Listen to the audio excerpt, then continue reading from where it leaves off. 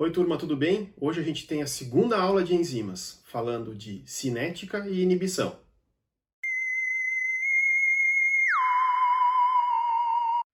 Na primeira aula a gente falou sobre conceitos gerais de enzimas, falou um pouco da estrutura, do fato de que as enzimas são, na sua maioria, proteínas, e por isso, vários dos fatores que alteram o seu funcionamento. A gente falou um pouco de cofatores, falou também sobre influência de pH, temperatura e concentração de enzima e substrato sobre a sua velocidade. Hoje a gente vai falar, então, um pouco mais sobre cinética enzimática e também sobre mecanismos de regulação de atividade das enzimas nas nossas células. Começamos, então, pela cinética enzimática. A atividade de uma enzima é medida através da velocidade da sua reação. Lembrando que a equação geral da reação enzimática tem, no início, enzima mais substratos, depois a formação de um complexo enzima-substrato, a transformação do substrato formando um complexo enzima-produto e depois a liberação dos produtos. A gente pode avaliar a velocidade ou atividade de uma enzima por duas maneiras diferentes, medindo a quantidade de substrato que é transformado ou consumido, ou então medindo a quantidade de produto formado. Através da avaliação da velocidade dessa reação, por unidade de tempo, a gente pode determinar a atividade de uma enzima. Dois pesquisadores se destacaram no estudo da cinética enzimática, Michaelis e Menten. Esses dois pesquisadores trouxeram vários conhecimentos importantes sobre cinética enzimática, ou seja, sobre como a concentração de enzima e também, principalmente, a concentração de substrato afeta a velocidade das enzimas.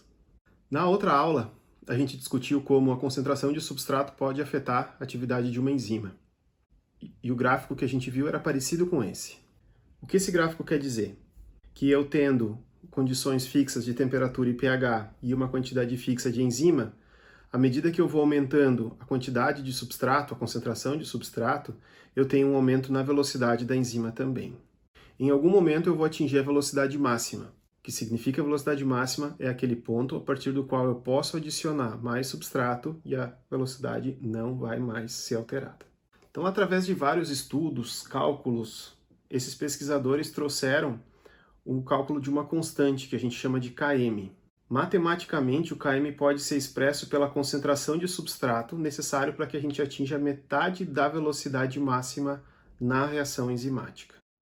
Então, o Km também é chamado de constante de Michaelis-Menten, e essa constante reflete o poder catalítico da enzima.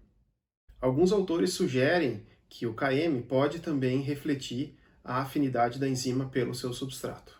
Essa constante é específica para cada enzima e para cada substrato. Esse gráfico mostra uma consideração interessante também, que foi discutida na outra aula, que é a variação da atividade enzimática à medida que a gente tem uma alteração na quantidade de moléculas de enzima. Então, por exemplo, a gente pode ter uma velocidade máxima com um número X de moléculas de enzima, e se a gente tiver 3 vezes esse número de moléculas, a gente vai ter 3 vezes a velocidade máxima, ou seja, uma coisa que pode acontecer é que se a célula precisar de mais velocidade numa reação, ela pode produzir mais moléculas de enzima. Então, a atividade de cada molécula permanece a mesma, no entanto, a velocidade da reação vai ser proporcional à quantidade de moléculas dessa enzima. Como foi falado na outra aula, a velocidade ou atividade da enzima vai depender da presença de cofatores, se a enzima precisar.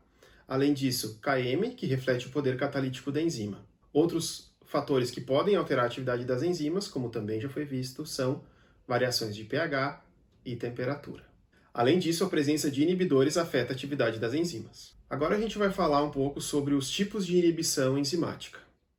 A primeira forma de classificar a inibição enzimática é através de inibição inespecífica ou inibição específica.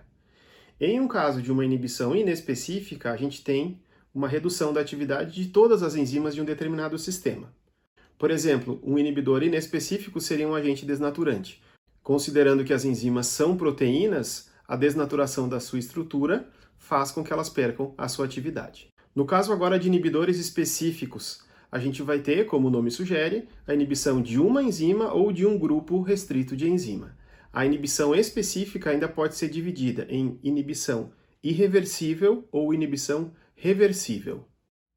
Na inibição irreversível, o inibidor vai ligar na enzima de forma estável.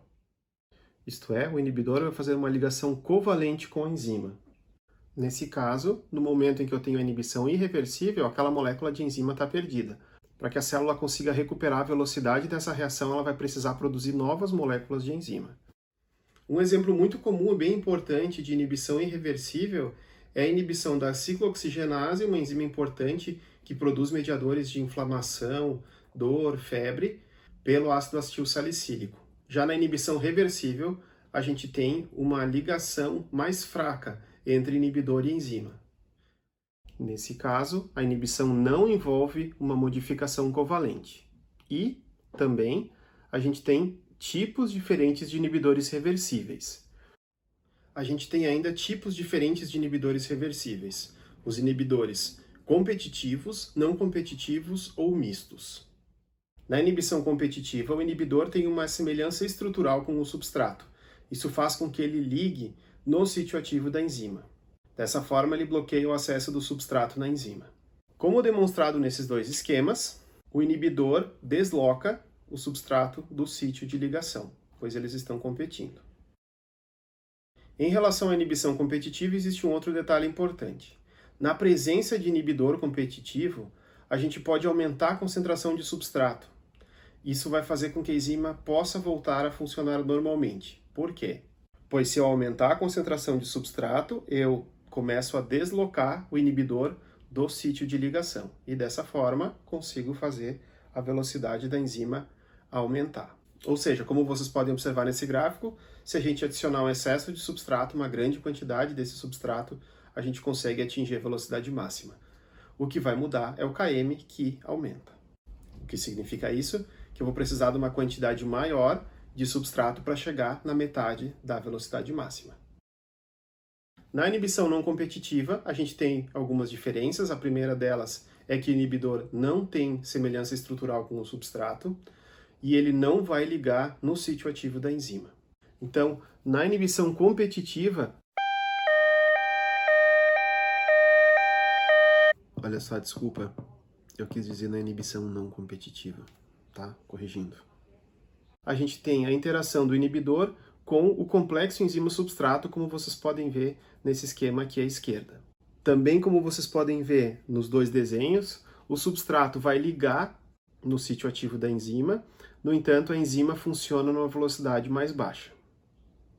E, de novo, o inibidor liga em um sítio diferente do sítio ativo, que é onde o substrato vai ligar.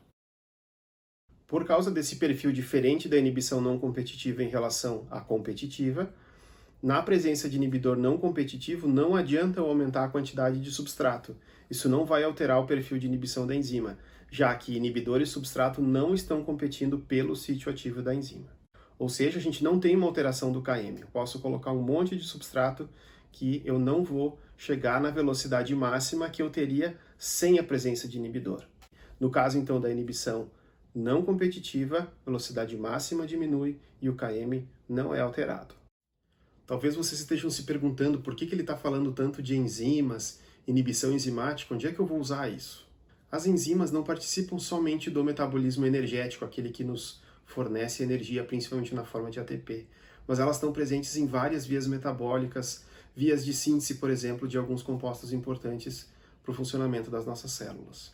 É bastante comum as enzimas serem alvos farmacológicos, então a gente tem vários exemplos de fármacos que atuam inibindo a velocidade de enzimas, e dessa forma regulando alguns processos que podem estar alterados em algumas doenças quando essas enzimas também estão alteradas. Existe ainda um terceiro tipo de inibição, que é a inibição mista, onde o inibidor também não tem semelhança com o substrato, mas nesse caso ele pode ligar tanto ao complexo enzima-substrato, como é o caso da inibição não competitiva, mas também a enzima somente sem o substrato. Então agora a gente vai falar sobre mecanismos de regulação de atividade enzimática. Os 4 mecanismos que vão ser abordados nessa aula são enzimas alostéricas, modificação covalente, clivagem proteolítica de enzimas e controle nível gênico. O que são as enzimas alostéricas? São um grupo bastante importante de enzimas que a gente possui. Elas são principalmente enzimas regulatórias, que não têm o comportamento micaeliano. No caso das enzimas alostéricas, a gente tem a sua velocidade ajustada pela ligação reversível de um modulador ou também chamado um efetor alostérico em um determinado sítio da enzima, que não é o sítio ativo. Esses moduladores podem ser inibidores ou ativadores. As enzimas alostéricas apresentam um fenômeno chamado cooperatividade positiva. O que é esse fenômeno? Quando a gente tem a ligação de um substrato em uma subunidade, ocorre a facilitação da ligação de substratos em outras subunidades, ou seja, à medida que o primeiro substrato liga, aumenta a afinidade da enzima por mais substrato. No caso, então, como funcionam as enzimas alostéricas? Elas estão em constante equilíbrio entre o que a gente chama de estado T, ou tenso, e estado R, relaxado. No estado T, a enzima está com uma velocidade menor. A gente pode considerar que ela está inativa.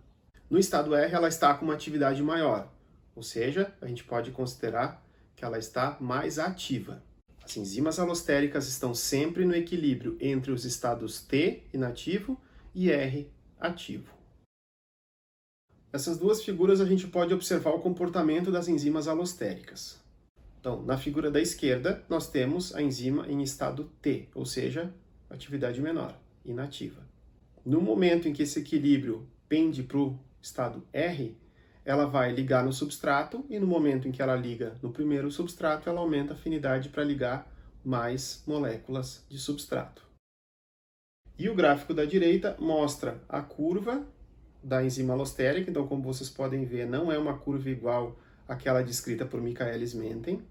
No início a afinidade é menor do substrato pela enzima, à medida que o substrato liga, essa afinidade aumenta. E também vocês podem observar qual é a curva na presença de um ativador e na presença de um inibidor alostérico. As enzimas alostéricas são muito importantes, principalmente na regulação de vias metabólicas. Uma segunda forma de modular a atividade das enzimas é através de ligações covalentes. Então a gente pode adicionar alguns grupos nas enzimas, fazendo com que elas alterem a sua atividade. Uma forma muito comum de modular a atividade de enzimas é por reações de fosforilação. Então a gente tem, por exemplo, um substrato proteico, uma enzima, com resíduos de serina, treonina ou tirosina, que são resíduos que contêm hidroxilas livres, e nessas hidroxilas a gente pode ter ação de quinases, que são enzimas que vão fosforilar os seus substratos. Do contrário, a gente tem outro grupo de enzimas, chamadas de fosfatases, que podem desfosforilar o seu substrato, ou seja, retira esse fosfato e deixa a enzima novamente na sua forma inicial.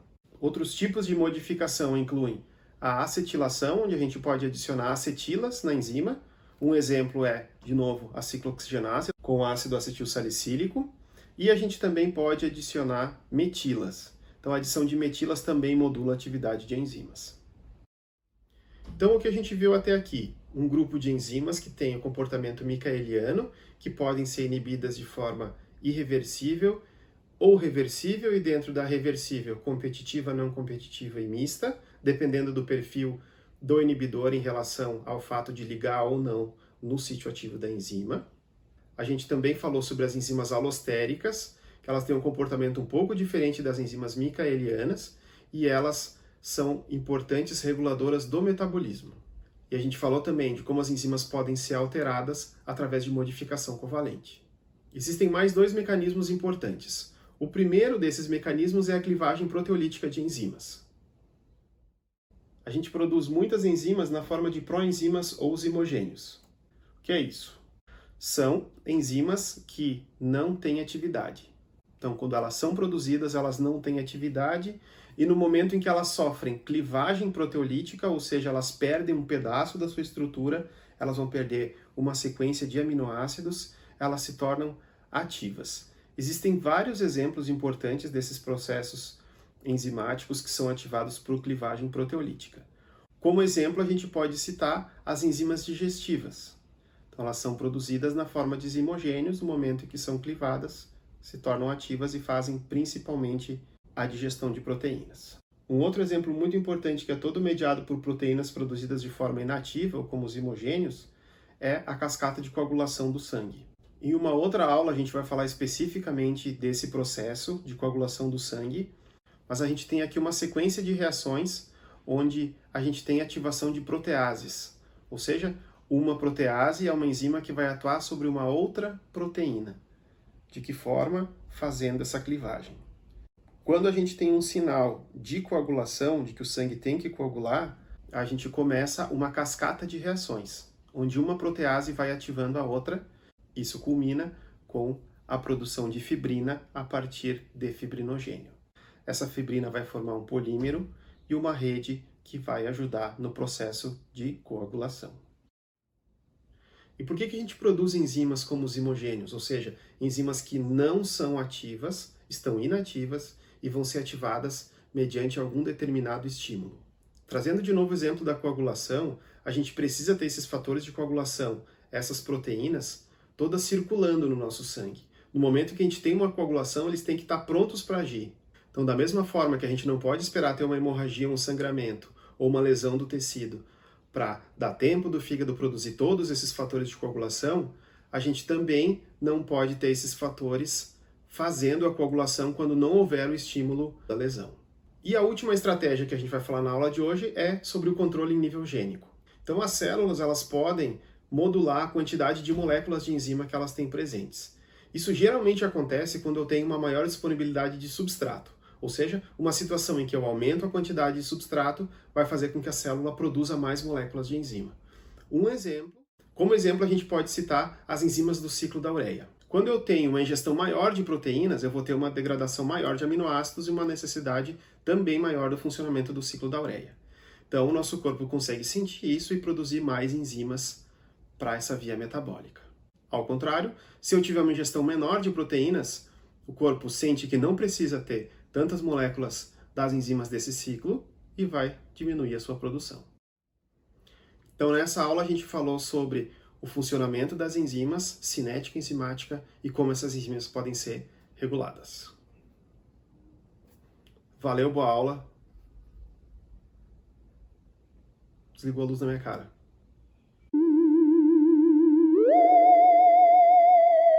Oi, turma, tudo bem? A aula de hoje é sobre enzimas. Não. Vamos tentar não gravar a aula com miados de gato de fundo.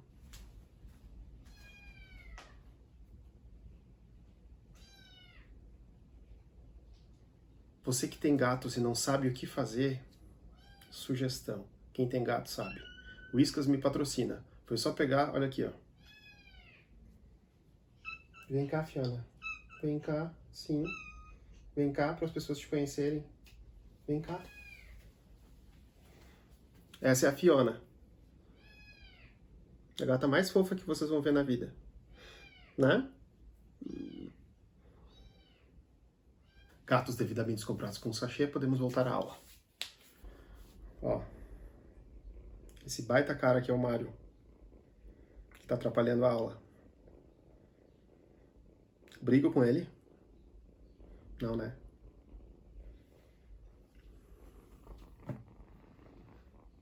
Tá, agora para de roncar, senão vai aparecer no áudio. Por favor, para de ronronar. Eu não posso gravar contigo, porque senão ninguém vai prestar atenção na bioquímica. Tu é muito mais interessante que a bioquímica. Né? O que se faz? Só vez está gravando. Então, na figura da esquerda, a gente tem inicialmente a enzima no estado T, ou seja, inativo, e a janela bateu. Acho que não ficou claro, né?